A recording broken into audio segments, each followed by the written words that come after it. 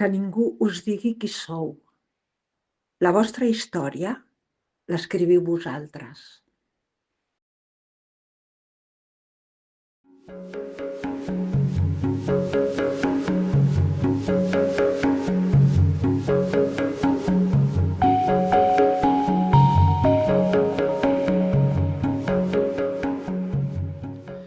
Bé, moltes gràcies per ser convidat per explicar-vos la iniciativa civil del Cens del Poble Català.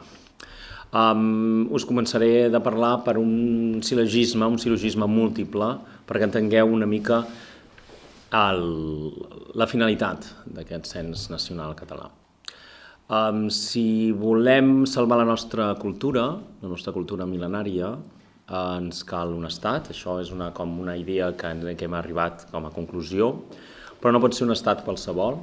Ha de ser un estat d'una cultura, ha de ser la cultura autòctona d'aquest país, i això ara per ara, si no és substituïda completament, és la catalana.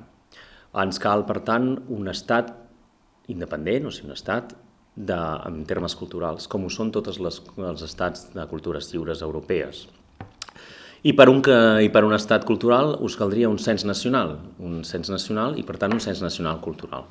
Per què un cens nacional qualsevol no us serviria? No us serviria perquè ara per ara, i això és una dada que molta gent no té present, però és consultable, l'IDISCAT pregunta cada 4 anys, pregunta a la població del Principat de Catalunya, o la comunitat autònoma, si hem de ser més rigorosos amb la terminologia, ara per ara, li demanen quina és la seva llengua identificatòria, aquella llengua amb la que creu pròpia, la llengua familiar, i fins i tot coincideix molt amb la llengua habitual, i només el 30% respon que és el català. Molt estrany per una cultura autòctona que respongui només el 30% d'aquells membres d'aquell poble, que només el 30% tingui la llengua pròpia d'aquella cultura.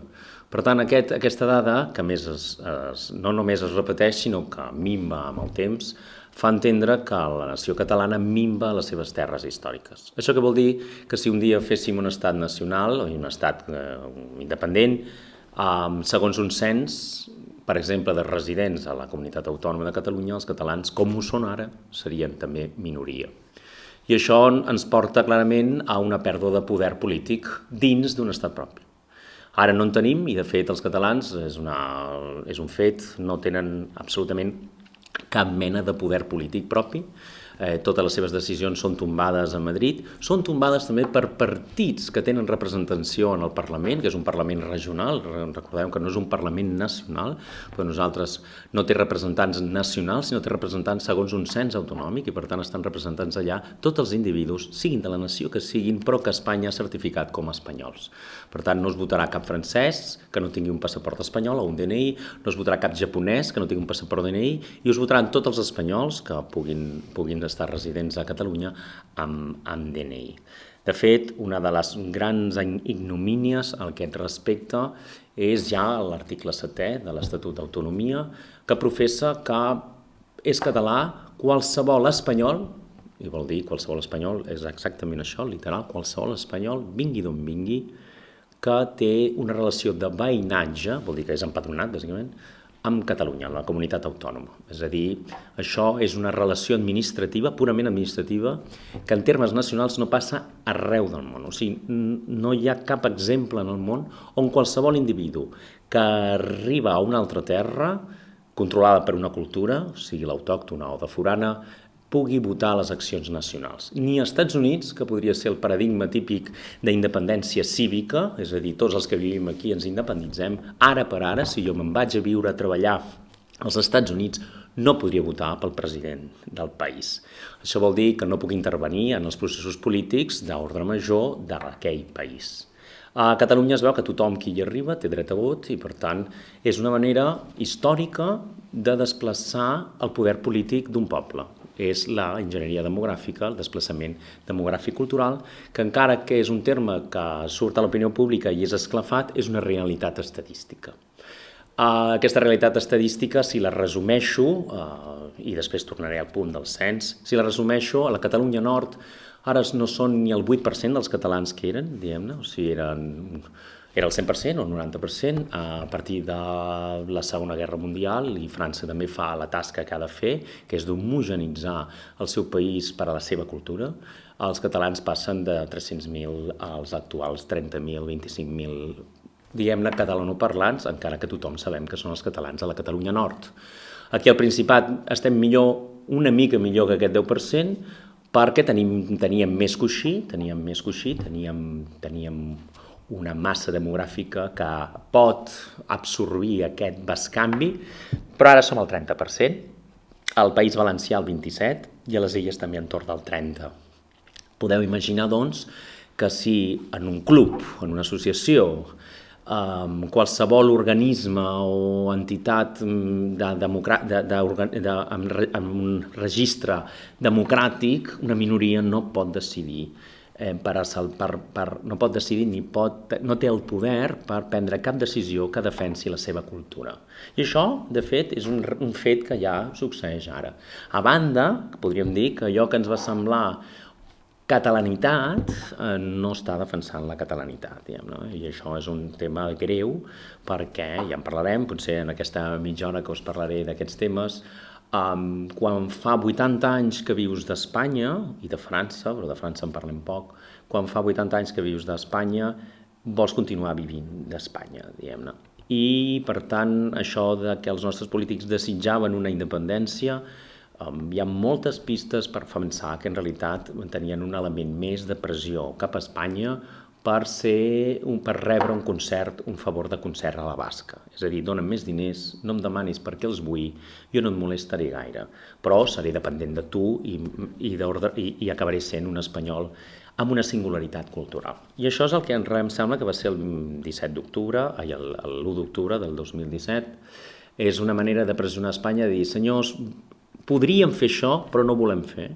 Podríem fer això, o sigui que fes-me el favor de pagar-me més diners, els diners que em mereixo i demano des de fa dècades. Espanya, evidentment, que no té un pèl de babau, va dir això és un farol, i d'ençà aquell moment em sembla que Espanya no ha pactat absolutament res amb els catalans.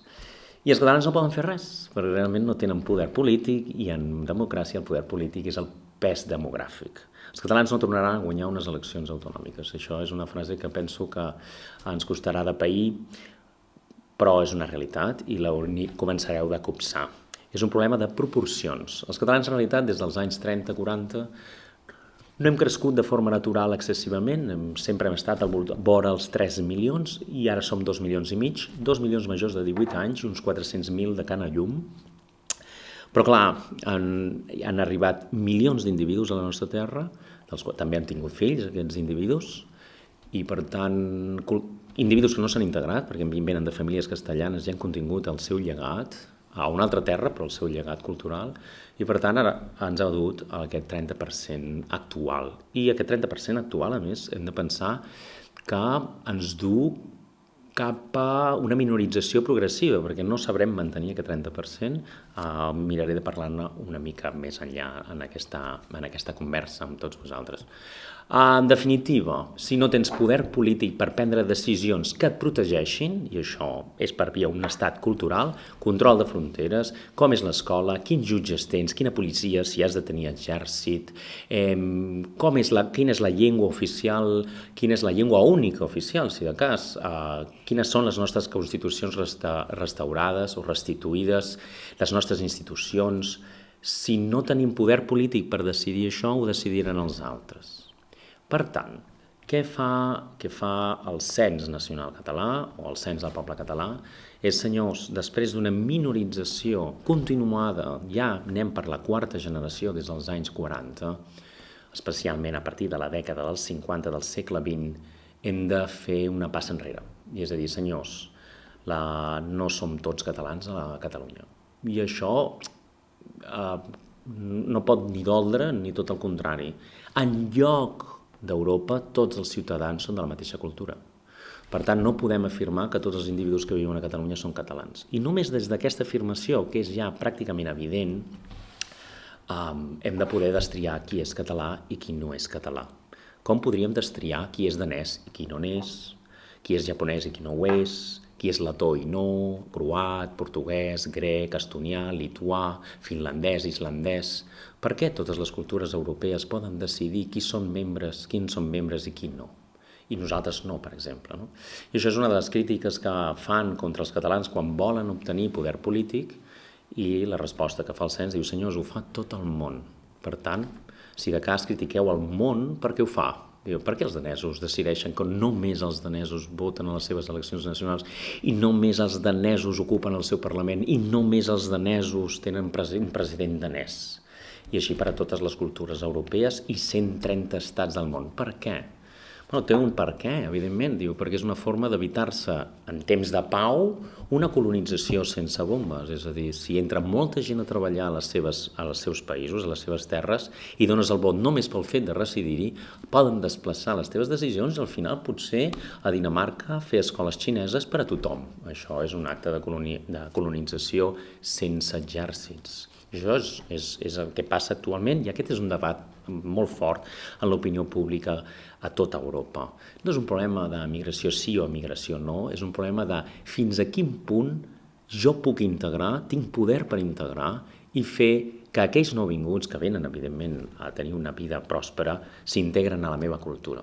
Perquè ara som en una disjuntiva que hem de decidir si volem donar oportunitats a la resta del món a canvi de morir nosaltres o protegir-nos com a cultura i començar a regular què passa en la nostra terra. Però clar, per regular què passa en la nostra terra necessitem un altre cop control polític sobre la nostra terra i això no ho assolirem sense un cens nacional. Si creiem en democràcia, evidentment, si pensem en una dictadura, 4 poden decidir què fan en un país i els altres acatarem perquè la violència estarà present per a tots, no? Per catalans i no catalans. Però en democràcia, al final, un vot és més important, hauria de ser més important del que pensem, el que esdevé finalment, i per tant nosaltres hem de tenir majoria en un cens nacional, no majoria de residents, no necessàriament. A Andorra són 90.000 residents, haureu de fet sentit moltes notícies darrerament sobre Andorra, són 90.000 residents dels quals 39.000 són nacionals. Per tant, una minoria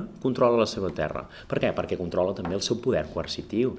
Li diu a la seva policia, si en cas d'exèrcit, li diria al seu exèrcit què ha de fer i què no ha de fer en cada moment. Els seus jutges són d'obediència andorrana, el seu Parlament és d'obediència andorrana i poden dictar lleis perquè els residents no andorrans, que han d'acatar aquestes lleis, per cert, s'adaptin a les formes de fer del seu país. Altres països estan en una situació més favorable demogràficament, però sense control polític, és a dir, sense un cens nacional, no ho poden fer. Per tant, tornem al principi d'aquesta conversa. Què és el cens del poble català? Doncs és un cens nacional de catalans com si fos un cens nacional d'un estat com totes les cultures europees lliures en tenen el seu. Però ho torno a dir, com totes les cultures lliures europees en tenen el seu. Per tenir control sobre una terra, bàsicament. I com ho fa? Clar, en el debat de qui és català i qui no és català, els danesos també s'han demanat qui són danès i qui no són danesos, els finesos, els islandesos, els francesos, italians, portuguesos, grecs i tots els que considerem cultures amb estat europees. I doncs el que fa aquest projecte, el projecte que ja encamina, que quan parlo de projecte sembla que és una cosa que mira d'encaixar-hi totes les peces. No és un projecte que fa 2 anys que camina i és molt sòlid i la gent, en tot cas, ja ha començat a censar-se, els catalans ja han començat a censar-se. Què fa aquesta iniciativa? Aquesta iniciativa el que fa és fa una mena de dret comparatiu de les lleis de ciutadanatge de tota Europa i la compara amb el cas català. Mira els països grossos, que tenen més demografia, però també mira els països petits, que en tenen menys, per tant són més susceptibles d'aquests canvis culturals, d'aquests canvis demogràfics. I se n'adona d'un patró. Els països grossos són una mica més flexibles, els països petits són una mica més restrictius. Nosaltres, que som un país petit i a més som colonitzat, hem de passar a la banda restrictiva per flexibilitzar-la al cap de les dècades, si cal, però de moment hauríem de començar restrictivament. Segona idea, tota Europa té com a principi de constituir membres de la seva nació els fills que ja són membres de la seva nació. Això és la filiació o l'IUS, famós l'IUS sanguinis, que no és perquè sigui una relació de sang necessàriament, però està dient que els membres fills d'una cultura esdevenen membres d'aquella cultura perquè s'estan tot el dia abraçats per aquella cultura en l'àmbit familiar. Els nanos no van a l'escola fins als 6 anys. Es passen 6 anys amb les tradicions, amb la llengua, amb les relacions interpersonals, amb el respecte amb el territori. Abans no han trepitjat una escola. De fet, els estats, quan fan la filiació, quan fan aquest mètode, aquesta modalitat d'adscripció a una nació, la filiació, que és automàtica, quan el nostre fill neix, ja passa a ser nacional d'aquella nació si algun dels progenitors n'és. Doncs el Cens del Poble Català pren aquesta mesura, aquest model, la modalitat de la filiació. Per què? Perquè els estats o les nacions assumeixen que al cap de 20 anys, segur que aquells individus amb molta probabilitat abraçaran la cultura que els va veure néixer. Això és la filiació i passa a tota Europa. El Cens del Poble Català pren aquesta idea també. Però també en pren altres que no és només per filiació, sinó admet, i ho admeten tots els països europeus, que molts individus poden voler abraçar la teva cultura. I han de poder abraçar la teva cultura i tu els has de poder permetre que formin part del teu demos decisori, de la teva societat nacional, de la teva nació, si respecten uns mínims d'integració. I aquests mínims d'integració també són una llista. En tots els països exigeixen, i això es pot dir exigir, perquè al cap i a la fi dius, si no aproves això no et dono el passaport de la meva nació. La llengua pròpia. No? Vull recordar que la llengua pròpia de Catalunya és el català i no vull que adoptem en absolut en aquesta afirmació. No podem començar a admetre aquesta frase que volta que el castellà també és llengua de Catalunya. No, senyors. De fet, si ens ho mirem bé, també l'Estatut d'Autonomia professa que la llengua pròpia de Catalunya és el català. Vol dir que la resta no en són. Quan tu afirmes que una llengua és pròpia, vol dir que la resta no en són. No és el japonès, ni el grec, ni el lletó, ni el castellà, ni el francès. Per tant, les altres són cooficials imposades per un estat francès o un estat castellà que diu que la seva llengua, evidentment, l'han d'aprendre els individus d'obediència del Regne d'Espanya o de la República de França. Però la llengua pròpia de Catalunya és el català i el que fa el Cens del Poble Català, com ho fan altres lleis de ciutadania, és demanar als qui vulguin avançar la nostra cultura si tenen certificat al nivell de llengua. Però també si estan prou integrats a la cultura, que puguin signar com si juressin davant de jutge, que entenen què és la nació catalana i volen lliurement adscriure's a aquesta nació. Tot això són processos jurídics o processos legals que passen a totes les nacions europees. Però clar, nosaltres ens hem de fer una pregunta, i això se la va fer el Cens, diu, clar, quan la filiació és el cos important per ser membre d'una nació, sempre és a partir d'un progenitor primer, quin és el nostre progenitor primer? És a dir, ens hem de remuntar a Jaume I per fer un arbre de descendència del poble català? I la resposta és no. Si fem un estudi demogràfic, i això també ho va fer aquest projecte, si fem un estudi demogràfic ens adonem que realment els canvis forts demogràfics a Catalunya no succeeixen fins després de la Guerra Espanyola. Sempre hi ha hagut immigració, és cert. Jo no diria que som un país d'immigració. Totes les terres han tingut immigració i, per tant, tots els països serien terres d'immigració. Destacar-nos en això seria no només injust, sinó seria faltar la veritat, com si nosaltres fóssim una realitat diferent a la resta. Tothom ha rebut immigració en la història. El que passa és que quan la immigració, que sempre s'ha de pensar en termes de flux, mai de valor absolut, passa a les teves terres a un ritme lent, els nouvinguts no tenen cap manera de continuar amb les seves formes, perquè tota la realitat que els envolta són d'unes noves formes. Per tant, tota la gent que va arribar al nostre país a principis del segle XX, que n'hi va haver molta en les transformacions econòmiques de la ciutat de Barcelona i altres en les exposicions universals, aquesta gent, i jo he parlat amb alguna gent gran que encara està allà a la frontera, fills dels anys nascuts passats als 30, o arribats fins i tot als 40, a la dècada dels 40, tenen un català meravellós, genuí, que no sabries mai la seva procedència. Que aquesta gent està integrada perquè el sistema cultural els va integrar. Clar, quan tu ets el 30% actual, nosaltres no integrem a ningú. I això, aquest 30, quan dèiem ja ara fa uns anys, el famós som 6 milions, els catalans no hem estat 6 milions mai. Si de cas érem 6 milions de ciutadans que residien a Catalunya.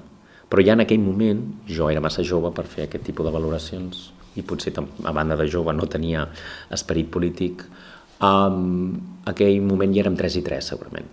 Per tant, ja en aquell moment ja estàvem a la frontera de ser minoria. I parlo dels anys 80, d'això fa més de 40 anys.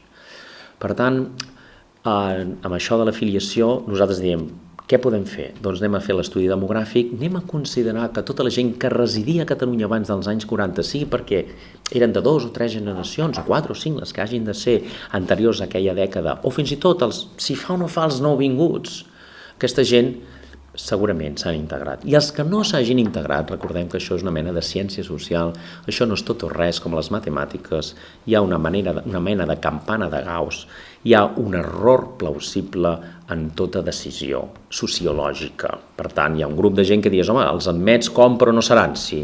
I altres que serien que no entrarien. També pot ser això, no sé si algú, jo ho comento, en sap prou d'estadística, però això amb l'estadística inferativa se'n diu hipòtesi nul·la, hipòtesi alternativa, és quanta gent creus que era del teu grup i no ho és, o quanta gent les has descartat i de fet ho eren, malgrat els has descartat. No? Això en estadística funciona. Però la possibilitat de l'error que et faci transformar el cens de manera que tu no tinguis poder polític és minso. Si en lloc de ser el 100% de fiabilitat passes a ser el 90%, passes a ser el 80%, passes a ser el 70%, si ho fessis molt al boc gros, te n'en sortiries. Per tant, decidim, ja des del cens decideix que no cal anar-se al segle XIX, ni al XVIII, ni al XVII, anem a buscar l'any 50 com a punt de frontera entre el que podem considerar generació primera. Tot el que hi havia abans considerem que és assimilat a la nostra cultura, a la nostra terra, per al pes demogràfic. A partir d'allà no ens podem arriscar. I a més, a mesura que avances una dècada pot variar molt exponencialment. Fem-ho des d'allà i a partir d'allà els nascuts posteriorment de l'any 50 o residents tenen la via de la naturalització per abraçar la nostra cultura. Vol dir la llengua, que acceptes la nació, que tota una sèrie de requisits que us convido que mireu a la pàgina oficial, a la pàgina informativa. Per tant, tornem enrere, el cens nacional, cens del poble català, és un cens nacional del poble català, és a dir, dels membres de la cultura perquè tinguin poder polític i, per tant, al final de tota mena, també coercitiu, per al control d'una terra. A mi molta gent em diu, bueno, però per què serveix un cens? La primera idea és aquesta, un cens nacional és per votar totes les eleccions nacionals un cop sigueu independents. O sigui, només ja des del punt T0, des de que comenceu a ser independents, us caldrà fer unes eleccions constituents. Què són unes eleccions constituents? Decidir qui constitueix el Parlament, que votarà les constitucions catalanes, és a dir, què regirà en aquella terra a partir de llavors. Una constitució que normalment es fan per majories àmplies perquè no es pugui canviar fàcilment. Això ho fa Espanya i moltes vegades ho protestem i és com ha de ser. Una Constitució ha de ser de poques regles, de pocs articles, molt generals però molt poc transformables perquè representen la base constitucional de la idea que tu tens d'un país. Per tant, el Parlament Constituent ha de ser de catalans. Les eleccions nacionals han de ser de catalans perquè al cap de 4 anys, 8 anys, la majoria no decideixi annexionar-se a Espanya una altra vegada. Penseu d'una manera. Fem un esforç, controlem la terra, fem unes eleccions, les guanya el Partit Socialista a Catalunya, el Partit Popular a Catalunya, amb coalició amb Vox, i es diuen, i ara ens annexionarem a Espanya perquè és democràtic, ho hem votat.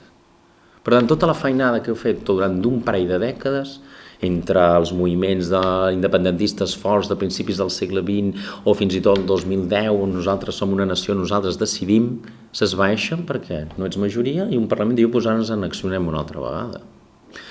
Diu, això no pot passar. Bueno, jo no sé si pot passar. Bueno, forma part de les probabilitats i és com un cas plausible. Per tant, jo me l'estalviaria. És políticament incorrecte un cens nacional? És absolutament políticament incorrecte actualment. I això és la gran frontera que hem de superar. És a dir, hem de decidir si som catalans, quin problema tenim. És a dir, per què no podem fer com a catalans el mateix que fan totes les cultures lliures? Clar. Les cultures que no són lliures els encantaria fer-ho. I de fet, si mirem una mica els processos d'independència, diguem-ne, que són allà en procés, diguem-ne, de cultures que volen acollir-se a l'autodeterminació, doncs és un debat que és damunt la taula, que ha surat. El Tibet va demanar que, sisplau, hi havia d'haver, si de cas, un cens de tibetans per votar per la seva independència, que no podien admetre que els xinesos votessin a la seva autodeterminació. Passa amb els saharians, amb els marroquins, passa amb els kurds, amb els turcs. Recordem que hi ha més de 4.000 cultures al planeta i només 200 estats. Només aquestes dues xifres ja fa pensar que gairebé 4.000 cultures no són lliures. Algunes ja potser els hi està bé, però en realitat jo vull pensar que no, i que els catalans segur que no ens està bé. Per tant, que l'autodeterminació requereix d'aquest exercici d'analitzar definir qui és el poble que s'autodetermina. Això em permet un parèntesi. I aquest és un altre punt pervers, un punt pervers, ho dic literalment, de la dialèctica en el nostre país, que és tots clamem per independència, però la paraula independència és buida, no vol dir res. Independència vol dir que t'independeixes, que alguna cosa s'independitza d'una altra cosa. Però aquestes dues coses no les tenim ben definides. Molta gent va dir, m'independitzo d'Espanya. Diu, no, quan tu tens una independència t'independitzes de tothom. D'Espanya perquè ara hi tens vincle, però després ets independent dels Estats Units, del Japó, de Dinamarca, ets independent de tota la resta. Per tant, no t'independitzes exactament d'Espanya, si de cas t'independitzes també d'Espanya i de França, que torno a dir, mai és en l'equació. I ja que la Catalunya Nord, que és de catalans un 10%, volem pensar que també és Catalunya, o només ens serveix per guanyar vots de tant en tant. No, els catalans de la Catalunya Nord, no? Són catalans, també són terres històriques catalanes. Ens hem centrat una mica en la comunitat autònoma i hauríem de començar a mirar què pot ser nostre i què no pot ser nostre. Bé, la idea de les dues independències que són perverses. La independència pot ser cívica, que sona bonic, que és una forma de blanquejar-se. Si és cívica sona que és millor, perquè cívica sona com és del poble. L'autodeterminació també pot ser cívica i no és del poble, no és de residents. O sigui, la independència cívica és d'individus que viuen en una terra i s'independitzen de la resta. I l'autodeterminació és d'un poble, visca on visqui, que té un estat o una terra controlada per a ella, diguem-ne. No? Els Estats Units és una independència, però els Cherokee no hi manen gens. Per tant, no hi ha cap de les 200 cultures natives dels Estats Units que tingui poder sobre la terra que la va veure néixer. És un país de colonitzadors. Quin colonitzador? Bé, doncs ara els anglesos. Encara són els anglesos. La llengua té la mateixa estructura política que els anglesos, tenen pràcticament el sistema cultural anglès, el que passa que al cap dels segles anirà transformant-se com passen les transformacions amb el camp del temps. Però sí que tenim clar és que cap cultura nativa dels Estats Units, ni de Sud-amèrica en els casos de les independències d'Amèrica del Sud, del Con Sud, no tenen poder sobre la seva terra. Jo no sé si als catalans ens cal aquesta mena d'independència. És a dir, una independència on al final regnaran els castellans que viuen a Catalunya?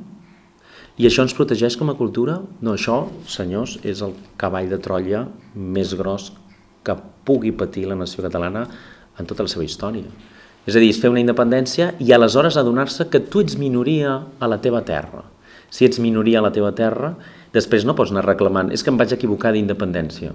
I el món dirà, bueno, escolta, xiquet, espavila, no?, que aquest món és dels nens grans. Diu, vols una altra independència dins de la teva independència? Diu, sí, m'he adonat que era minoria dins d'una independència cívica. Això és un error garrafal i hem de començar a pensar en la segona versió, que és la independència d'un poble, d'una cultura o d'una nació. I això té un nom, que és autodeterminació. Que ningú us digui qui sou. La vostra història l'escriviu vosaltres.